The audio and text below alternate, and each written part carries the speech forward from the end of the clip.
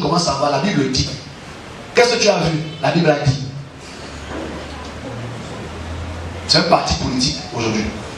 Est-ce qu'on se comprend? C'est juste pour éveiller l'intellectuel et la société. Parce qu'aujourd'hui, nous sommes dirigés à chaque coin de rue par une intelligence, une idéologie intellectuelle. J'ai parlé un peu comme le Cameroun. Idéologie intellectuelle. C'est ça qui nous dirige aujourd'hui. Et aujourd'hui, 80% des humains, quand ils se lèvent le matin ce dimanche, ils partent vers un intellectuel, s'assoient avec, écouter l'intellectuel, applaudissent pour l'intellectuel qui ne connaît rien dans le spirituel. On part s'asseoir avec un intellectuel qui a un doctorat mais qui ne connaît rien en énergétique. On part s'asseoir avec un intellectuel qui ne connaît rien au sport. Je vais être là dimanche prochain, ok? De son père. Tu as quelle compétence? J'ai fait la Sorbonne. Qu'est-ce que la Sorbonne a à voir avec les arts? Comment quand tu vas t'asseoir avec un artiste, quand lui il te parle de symphonie, toi tu vas lui parler des textes que tu as lus. Et c'est ça le problème de la colonisation cérébrale, politique, sociale et religieuse qu'on a acquis depuis près de 150 ans en Afrique. C'est ça le problème. Aujourd'hui, je vais encore expliquer beaucoup de visions, mais qui écoute? Personne. Parce qu'on n'a pas besoin d'écouter. On a déjà un cadre qui nous enseigne comment ça se passe. Qui nous écoute? Il y a quelle guerre ici, il y a quelle situation qui se passe sans que les yeux se nous voient. On n'a pas besoin de toi. On a un texte qui nous enseigne tout. C'est bon. Quitte devant votre chemin. Mais on paupérise le cerveau des millions de personnes qui grandissent dans les notions. J'ai eu un truc ce matin. Je m'arrête là, on a presque fini. Je crois que pas trop. J'ai eu un truc ce matin. Et je me suis rappelé dans mes 5-6 ans, j'aimais regarder des émissions à la télé. Les Chris Cross. En tout cas, pas les Chris Cross. Franchement, tu es joli. Chris Cross. Chris Cross and make it rap. Tiens. Les enfants, c'est même possible. Chris Cross. Ils appellent les habits à l'envers, tout ça. Chris Cross. Un peu plus tard, c'était des musiques hip-hop et tout le reste. C'était hip-hop, les lunettes, les casquettes en arrière, tout ça. Dieu m'a parlé de tatouage, de la cigarette, de la boisson. On va prier pour vous que tout ça s'efface dans votre tête. Ok? On continue. Et j'ai quand même ces notions. Forcément, quand j'atteins l'âge de puberté, les enfants là-bas derrière moi, hein, quand j'atteins l'âge de puberté, tout ce que je veux, c'est être à l'image de ce que j'ai appris depuis l'âge de 6 ans jusqu'à l'âge de 14 ans. Je veux être un Américain. Hey! Les baggy, on finit. Si le baggy n'est pas gros, avec une longue chasse, on appelle ça chasse. C'est un tennis que ça comme ça, c'est pour la pointe du nez. Mais c'est pas la pointe du nez, c'est un tennis. Avec un t-shirt que toi, tu ne te suis pas. C'est l'âge. Il faut que ça soit 0,5 ou 0,6 ou 0,9. Avec une casquette qui regarde d'un côté. Et comme j'avais beaucoup de cheveux, avec les nains, les filles, oh mon Dieu, fire! Non, on revient sur le sujet là. Non, c'est important. Je fais des blagues, mais je veux passer un message. Pourquoi je me retrouve en tête? Si je fais un saut en arrière, j'ai 16, 17 ans, comme c'était ici, j'ai pris ma photo là. Je vais déjà commencer là dedans. J'ai pris ma photo là ici. J'étais très très chaud, j'avais comme ça. J'étais en baggy gris comme ça. Un polo, il fait chaud, hein? Mais j'avais le polo. C'est que moi dans ma tête, je m'en fous, il fait froid là-bas, je ne sais pas qui fait froid. Mais comment est-ce que j'ai eu cette notion de mon âge de 6 ans jusqu'à mes âges de 16 ans? En 10 ans, la première chose que tu veux avoir, c'est aller où? Aux États-Unis. Et qu'en fait, dans ma tête, c'est United States of America. United States of America. Bonjour, how are you doing? Yes, I'm doing good, man. How are you, man? I'm doing good. Great, man. It's all good, man. Yes, man. Yeah, I'm doing good. Hey, great. Hey, man. Yes. Woo! Les doigts comme ça. Tu sais pourquoi je fais les doigts comme ça? Mais je suis content de faire les doigts comme ça. Mais tu ne te poses pas la question. Si vous moquez moi un peu comme vous. Il n'y aura pas de de famille. Ok. Tu es en train de faire des doigts bizarres. Oui. Si tu ne fais pas les yoyettes, là, fais pas les plans ici. Les yoyettes, ne fais pas les plans. Si tu n'as pas été yoyette, c'est que tu manques. Ah, les yoyettes, c'est yoyettes, hein. Il y a les yo et les yoyettes. Ça va chauffer ici dehors. Hein? La mémoire va revenir seule maintenant. Le yo et donc on continue. Cette notion de yo et je sais que je prends l'intellectualité. C'est qu'en fait, la société nous a imposé qu'il faut que tu t'habilles en américain. En parlant de ça. Parce qu'elle va disparaître, la pauvre. En parlant de ça, j'ai l'exemple direct. Non, mais c'est la société. Aujourd'hui, moi je vois, on a eu beaucoup de chance à notre époque. Hein. On a eu beaucoup de chance parce qu'à notre époque, on mettait les pantalons longs. Aujourd'hui, je ne sais pas si on met les pantalons. Je pense que les pantalons sont devenus tellement courts que le couturier s'est posé la question qu'il n'y a plus de stock de tissu un peu rigide. Mais je pense que c'est parce qu'en fait, pendant près de 10 ans, on a appris des choses. Tout ce qu'on a appris, c'est la télé. Tu sais, le matin, MTV, Trace TV, c'est ça qu'on a appris. Et à 17 ans, dès que tu es dans l'âge de puberté, tu vas absolument exprimer tout ce que tu as appris. On a fait une colonisation télévisuelle. Quand on va à l'école, on nous apprend comme Marie, Jésus, apôtre Paul, tel, c'est comme ça. Voilà les notions qu'on prend depuis qu'on est tout petit. Il faudrait que les intelligences, pas les intellectuels, les intelligences, chacun dans son domaine respectif, puisse éduquer les enfants selon les notions de l'intelligence, la capacité de s'adapter dans toutes circonstances.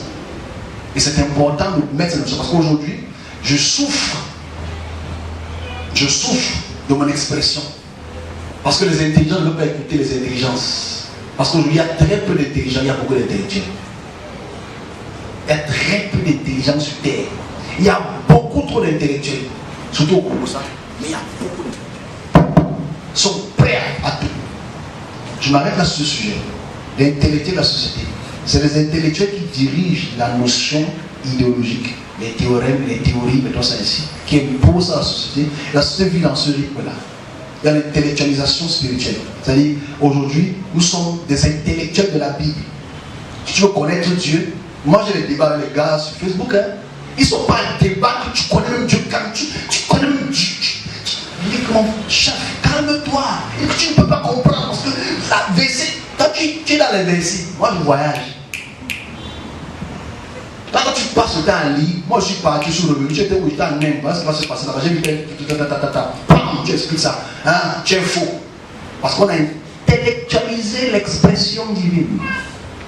Et c'est une erreur qu'il ne faut jamais faire. C'est une erreur pour la société qu'il ne faut jamais faire. Je m'adresse à mes collègues qui sont devenus les intellectuels, les docteurs et les professeurs. Un texte qui pour moi est erroné, utopique.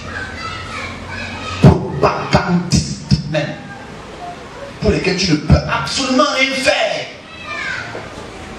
Moi, voilà, on m'a demandé de déposer la vidéo de prière la semaine passée. J'ai eu des messages. Tu pries à quel nom? Tu pries à quel nom? On n'entend pas quand tu parles. Pourquoi tu ne dis pas Jésus? Pourquoi on veut intellectualiser ma main? C'est ma main. Je peux même pas bouger la main. Ça ne va pas vous plaire, parce que vous avez qu'on tape au tête. Je peux rester comme ça, j'ai fini, je pars. Parce que c'est moi qui sais comment ça se passe dans mon monde. C'est ça le problème. On veut intellectualiser tout. Et nous, on est bêtes. Parce qu'en fait, on a peur que vous nous fuyiez. Parce que quand on commence à dire la vérité, on a peur que si je ne dis pas au nom de Dieu, on va fuir. Mon frère, you can hit the highway. You go, run, go. On ne va rien enlever dans mon intelligence et dans ma fonction. À la fin, tous les dimanches, je dois avoir le message du monde. C'est comme ça, parce que c'est ma fonction. Oh, tu es arrogant, je suis même dans. C'est un problème. Je voulais clore cette expression-ci pour que les serviteurs de Dieu arrêtent d'être des intellectuels d'écriture ou de l'écriture, mais soyez des intelligents du spirituel. C'est-à-dire quoi? Quelle est ton expérience? Je m'adresse à mes collègues. Parce que là, maintenant, on parle de face. J'ai aimé mon discours d'un monsieur que j'ai posté là. J'adore. Je ne me suis pas senti seul. Hein. J'ai dit, oh, enfin, il y a quelqu'un qui parle comme moi. Il faudrait qu'on puisse avoir des discussions avec les serviteurs de Dieu. Quelle est ton expérience spirituelle, mon frère? On s'assoit. Ils vont zapper. On s'assoit. Parlons des anges. N'ouvre pas Daniel. N'ouvre pas Ézéchiel. On parle. Est-ce qu'on peut parler? Bon, tu entres dans quel domaine? Asseyons-nous, on parle. pour exprimer ça à la société, pour que la société puisse apprendre. Parce que ce qu'on a comme notion spirituelle, ce n'est pas pour garder la poche. C'est pourquoi on exprime ça à la population, parce que nous sommes des intellectuels spirituels, naturellement. Mais on nous a remplacés par une paupérisation cérébrale des gens qui sont intellectuels des Écritures. Claire. Il faut qu'on puisse faire une compétition, ça soit. On parle de délivrance. On ne lit pas des livres. On t'amène un moutungu manjanga. Qui est là? On gère one-to-one.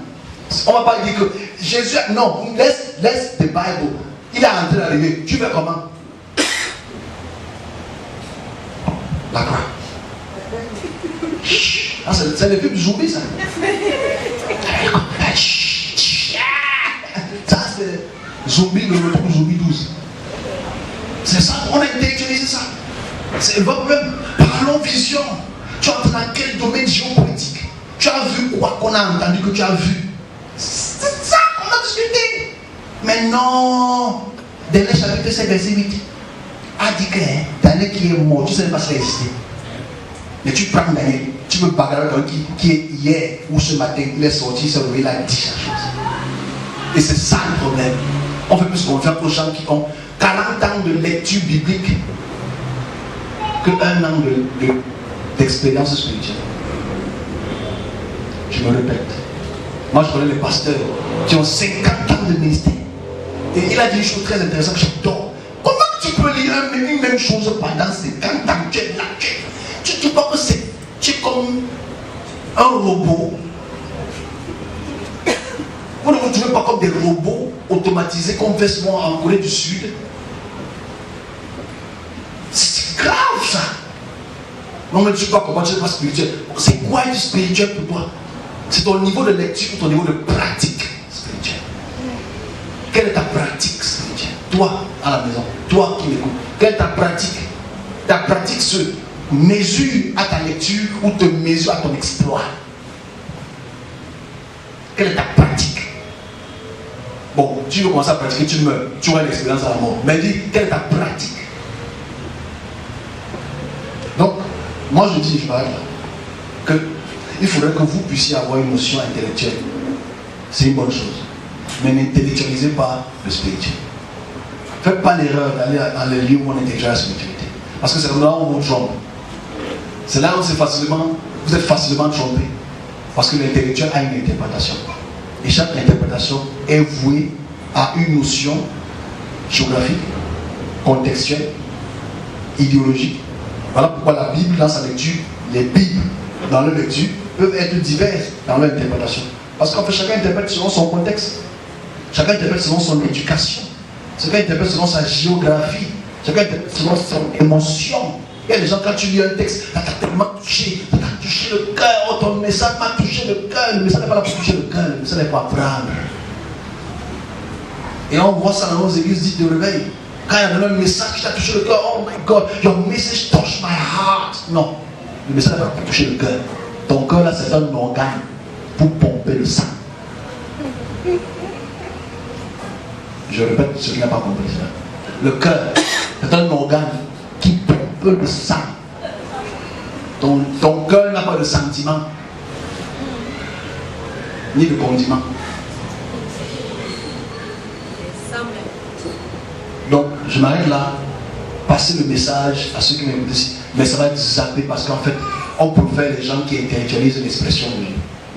Et je dis, le jour où, comme nous sommes en train d'aller progressivement vers l'ouverture de l'esprit de beaucoup d'humains qui commencent à comprendre que les textes sont durs, j'espère qu'ils vont se rapprocher eux-mêmes de grandir dans les notions spirituelles qui leur sont données. Parce que chaque serviteur de Dieu a sa dimension spirituelle. C'est mon dernier message. Chaque serviteur de Dieu a sa dimension spirituelle. Quand il parle de dimension spirituelle, ça veut dire qu'il y a des serviteurs de Dieu que dans son service, ça commence là, ça s'arrête là. Ça commence ici, ça s'arrête là-bas. On ne peut pas automatiquement les comparer à part sur le fait qu'ils soient humains. Et forcément, que le serviteur de Dieu qui est là pour servir la société puisse opérer dans sa dimension de fonction. Et c'est ça le problème. C'est qu'en fait, si je suis dans une dimension visuelle et que tu n'es pas, ça ne me rend pas faux. Ça ne te rend pas faux. Ça fait seulement que chacun d'entre nous a une fonction spécifique. Tu imagines les humains qui partent dans les églises ou les regroupements spirituels qui n'ont que des lectures liturgiques tous les dimanches. Tous les dimanches. Je ne sais pas comment ils font, mais beaucoup de choses à route. Si tu viens t'asseoir ici, tu vas t'ennuyer. Tu vas t'ennuyer en fait. Parce que tu vas être le gars qui parle. On a besoin de textes. On a besoin de textes, on a besoin du parle-parle. Ok? Donc la réalité c'est celle-là. Que chaque serviteur de Dieu opère dans cette dimension. Si tu vas dans un groupement spirituel, assure-toi de comprendre dans quelle dimension spirituelle il se trouve. Pour comprendre la fréquence de son message. Quand tu vas te perdre. Voilà pourquoi la plupart des gens dansent. 3 heures de danse. Bouger, danser. Et après on lit un verset. Amen. Que la paix du Seigneur soit avec nous. Donc tu as tapé 4 heures à l'église, tu as dansé 2 heures et demie, tu as fait 30 minutes de dîner et d'offrande. On t'a lu un verset qu'il a expliqué. Comment tu prends un verset et tu expliques à quelqu'un, mon frère? Là c'est ton explication. Pierre a dit, quand Pierre a marché devant l'eau, c'est dans l'eau, il a fait entrer, le Seigneur l'a sauvé. Ah, je vais vous expliquer ça. Quand tu as des situations dans ta vie, n'aie pas peur. Parce que tu vas tomber et tu vas. Tu vois, je ne sais pas si on comprend ce qu'il me dit, mais vous étiez dedans, et puis vous êtes encore dedans. Comme on veut tellement sortir des situations de problème, on est obligé de prendre un exemple qui est fallacieux, utopique, connerie, d'un niveau céleste. Parce que quand tu as des problèmes, même Pierre, je ne sais pas te sortir des problèmes. Comme moi, là, exemple, ils n'ont pas fait confiance au Seigneur. Parce qu'il a marché sur l'eau, inconfiance. Mon frère, si c'est que tu passes ça littéralement, voilà les poésies. Make you waka. Waka for water, make a see a fire. Dès que tu veux te picher la chambre à côté, je te lance un coup de sauvetage, peut-être comme quelqu'un. Il va te dire quoi? Tu n'as pas eu assez de foi. Ta foi n'était pas assez forte pour rendre la tension de liquide assez étirée. Hein? Parce que vous n'avez pas attention de l'équipe, non? Et c'est pour ça que la feuille reste sur l'eau. C'est pour ça que certains oiseaux arrivent à rester sur l'eau. La tension de l'équipe. La tension de l'équipe sur tes pieds. Tu as les pieds palmés. En fait, tes pieds ne sont pas très bien formés. Parce que l'humain n'est pas fait pour marcher sur l'eau. On se comprend? Voilà. Bon, bref, on va dire, mais tu places. C'est quand même Dieu. Dieu a des pieds quand même. Donc, c'est le vrai problème. En fait, tu vois, quand on porte le message. Moi, j'ai un monsieur qui est venu ici me raconter hier. Il me dit, moi je veux guérir comme la femme là, qui avait reçu le sang. Dit que mon frère, j'ai une chef. Ton problème, ça depuis 20 ans.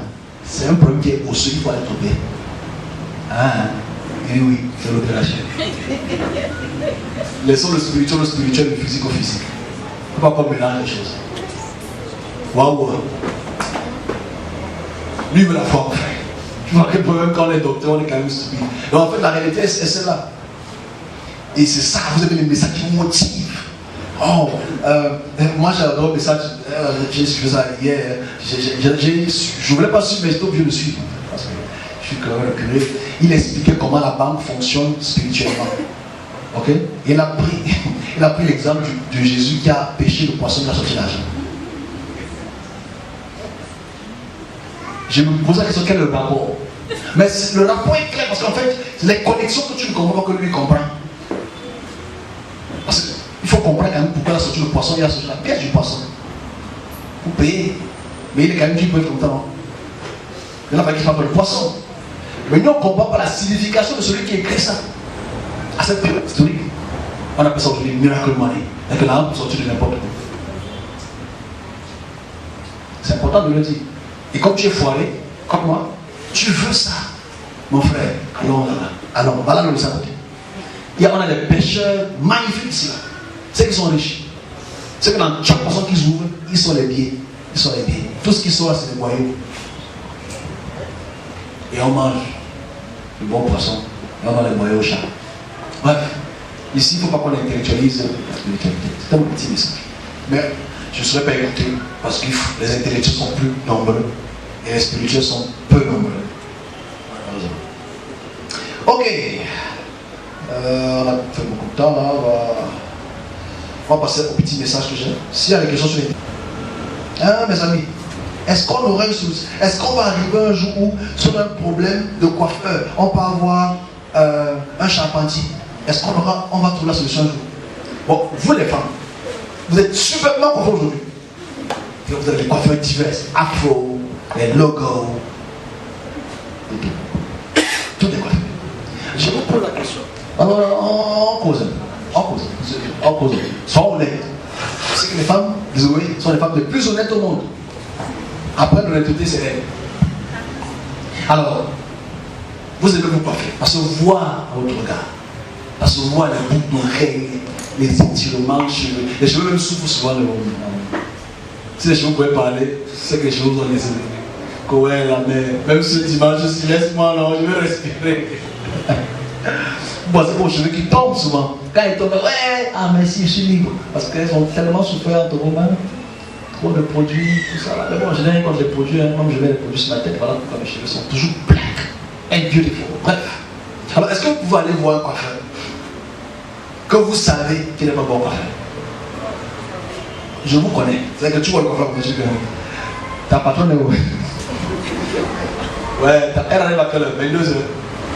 Il va attendre. Elle dit que non, viens te coiffe. Je regarde le coiffeur, je dis que ouais, le pinceau, ma fille, le cheveu, c'est là. Moi, je connais comme ça. Quand tu quittes, tu t'as dit que non, ça sera la fin du monde aujourd'hui. Tu es sûr que tu vas sortir là avec le visage de Rosemont. Même chose pour les tailleurs. J'ai les maîtres de coupeurs d'habits ici. Vous êtes comme ça, je vois les femmes capables, qui vivent en coco, tout ça. Vous connaissez où vous tuez.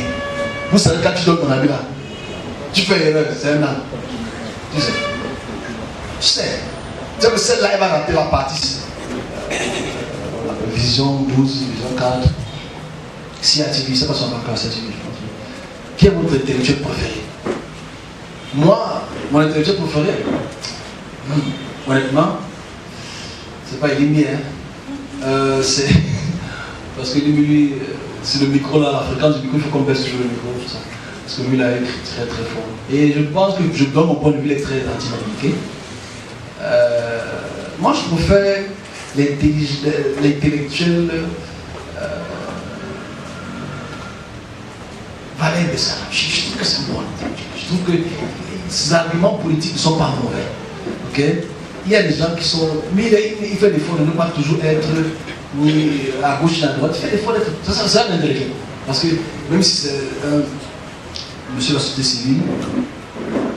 Okay? Non, mais ça, c'est pas ça à voir. Mais il y a quand même une intelligence de lecture généralisée. C'est de l'antiquité. Pour être un prêtre, il faut au moins une licence en théologie.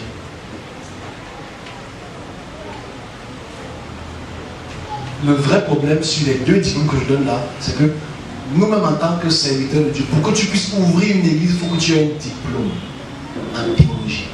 Tu ne peux pas ouvrir une église au Cameroun, à part si tu n'as pas une licence en théologie. On n'accepte pas ton dossier. À part si tu Les raisons sont simples à comprendre, je vais les expliquer. Mais aujourd'hui, dans nos groupes ecclésiastiques, je m'adresse à mes collègues qui sont en train d'éduquer des millions de générations qui viennent après nous. Parce qu'aujourd'hui, pour que tu sois un serviteur de Dieu, il faut que tu aies Masters, PhD ou bien MBA en théologie. Il faut que tu aies ce diplôme. Qu'est-ce que comporte ce diplôme? Quel est le corpus de ce diplôme? Ça, c'est pour mes collègues. Nos écoles nous enseignent la théologie. Théos veut dire Dieu. Logos veut dire l'étude de Théos. Étude d'une divinité. Où est-ce que tu apprends la divinité? Je suppose que aussi dans cette pièce-ci, vous avez des frères, des soeurs, des cousins, des cousines qui sont passés qui ont passé leur diplôme en théologie. On a fêté ça à la maison. On a ouvert le champagne. Le champagne sans alcool, monsieur. Bon. Peut-être ceux qui boivent la bière. C'est pas mauvais. Même Jésus boit la bière. Donc, bref, dans le whisky, le vin, la même chose. Ça saoule. Bref. La théologie. Mais quand tu prends donc les divers livres catholiques, protestants, etc., qu'est-ce qu'on nous enseigne dans la théologie? Ce que je vais dire va paraître bête, je vais peut-être trop vu ici. Parce qu'en fait, on veut, depuis la base, la racine, on a décidé d'intellectualiser le pouvoir dans le serviteur. On a décidé, comme j'ai pris l'exemple de cet enfant qui était moi, qui a regardé le Christ-Cross depuis l'âge de 5-6 ans et qui voulait savoir comme le Christ-Cross. Je me suis habillé comme le Christ-Cross et je mettais la chemise devant derrière. Tu veux parler mal avec tu regardes la télé. Tu regardes la télé. Moi, je dis, mais tu savais comme ça pourquoi? Tu as la télé. Est-ce que tu as la télé? Tu n'as pas la télé. Tu as la télé, tu veux savoir comment le devant derrière, le derrière devant. Il manquait sur la chaussure. Je mets le devant derrière, le derrière devant. Ça ne peut pas entrer. Imagine. Fais la photo mentale. Quand tu prends le devant de la chaussure, tu mets ça derrière. Ça marche pas. Il faut être de Looney Tunes pour être comme ça. Donc, l'intellectualité du serviteur de Dieu aujourd'hui entre dans une école, ouvre un texte et on te demande une lecture approfondie d'un texte qui est supposé t'apprendre ce qui est divinité, Dieu et ton pouvoir. Et pour ceux qui n'ont pas, on t'apprend sur la divinité, de laver, etc. Alors, c'est très difficile que vous avez. Parce qu'en fait, tout ce que tu as appris dans ton cursus pendant près de 7 ans, c'est une lecture, une herméneutique. Tu as appris ça, tu as maîtrisé les versets, tu récites même les versets quand tu dors. En fait, tu récites les rêves d'Ésaïe. Tu récites les rêves des gens. Tu ne te poses même pas la question si sont vraiment rêvés. Ils sont là, mis ça là par rêve ou bien par propagande. Et quand tu viens devant une foule, après que tu as reçu ton diplôme, la société t'applaudit. Bravo, tu es un diplômé en théologie. Bravo, tu es un doctorat en théologie. Bravo, tu es un professeur en divinité. Parce que le plus haut degré de la théologie, c'est professeur en divinité. Masters of Divinity. C'est que tu atteins le niveau où ce que tu lis t'apprend ce qui est Dieu. Et voilà comment on se place devant les humains. On ouvre un texte qui appartient à un peuple. On ouvre un texte qui appartient à des individus. On ouvre un texte des gens qui étaient des bergers. On ouvre un texte des gens qui étaient des pêcheurs.